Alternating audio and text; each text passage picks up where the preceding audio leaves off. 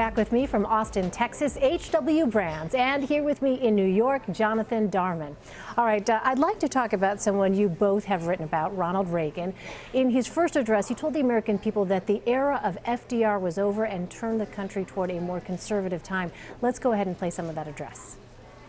In this present crisis, government is not the solution to our problem.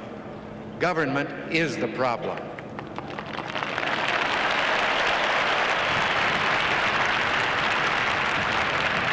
From time to time, we've been tempted to believe that society has become too complex to be managed by self-rule, that government by an elite group is superior to government for, by, and of the people. Well, if no one among us is capable of governing himself, then who among us has the capacity to govern someone else? All of us together, in and out of government, must bear the burden. The solutions we seek must be equitable, with no one group singled out to pay a higher price. H.W., let me start with you. That line, government is not the solution to our problem, government is the problem. How did that set the tone for the Reagan era? It was a relatively short step from saying that government is the problem to saying that government is the villain. And that's where Donald Trump comes in, because Donald Trump vilified government and was elected on a widespread belief that government really had become the villain in American life and American politics. Now, one of the questions is, what does he do with that? Ronald Reagan had the problem of saying government is the problem, but now he's part of the government. Is he then part of the problem? If Donald Trump is going to succeed, he's going to have to figure out some way of having vilified government, but now he's at the head of government. What do you do with that? You're nodding your head, Jonathan. You agree? I think it's a great point. And I think it's worth thinking about the ways in which the Reagan moment is pretty different from the Trump moment. So Ronald Reagan in 1980 had won in a landslide election. It was the country was not feeling good about the way things were going, and there was a mandate for change. So one of the things that Reagan was trying to accomplish in that inaugural address was say, the country just voted for change, and this is the kind of change that they voted for. Donald Trump has a very different challenge ahead of him. He's going up there as someone who lost the popular vote, who's coming before a very divided country about the fundamental question of, are things okay or not in this country? And he needs to promote a vision that doesn't exclude the half of the country that didn't vote for him, and that'll be a big challenge that he has, I think. All right, Jonathan, I want to fast forward during the Reagan presidency here. Here's a bit of Reagan's second address in 1985. For the first time in history, government, the people said, was not our master, it is our servant.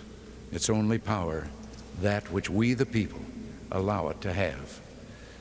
That system has never failed us, but for a time we failed the system. We asked things of government that government was not equipped to give. We yielded authority to the national government that properly belonged to states or to local governments or to the people themselves. We believed then and now there are no limits to growth and human progress when men and women are free to follow their dreams. And we were right. So, Jonathan, what, if anything, changed here by the time 1985 came around for Ronald Reagan? Well, you can hear in his formulation there that he is taking ownership of the whole system of government. He talks about the system, and that was at the beginning of Reagan's second term.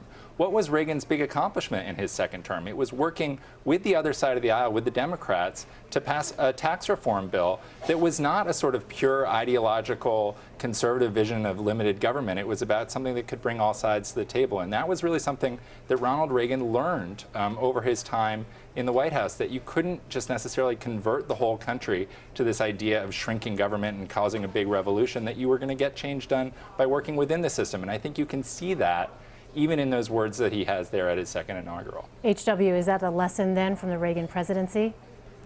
That and the fact that in that first clip that you played from Reagan, he begins the line about government being the problem. He says, in this present crisis. Well, by 1985, the crisis had passed. Reagan was not an enemy of government. He believed that government could be made better. And one of the questions for Donald Trump is, can he convey a vision of how government can be made better? Because we're going to have government, whether you like it or not. Reagan exuded optimism. He fundamentally believed that America's best days were ahead.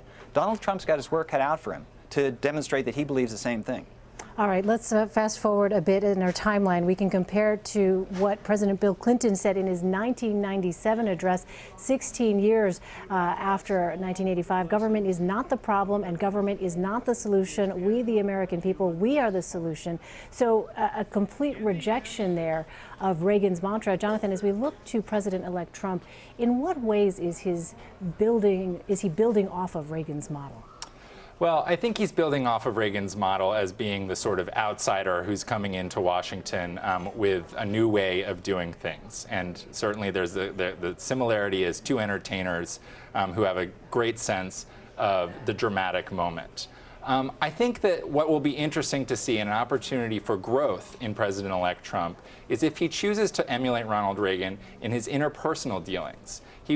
Ronald Reagan was not someone who liked putting people down. He wouldn't have been attacking enemies over Twitter, when he read an article about himself in the newspaper that he didn't like. He was able to get stuff done because he believed that even if he disagreed with people, he could get along with them personally.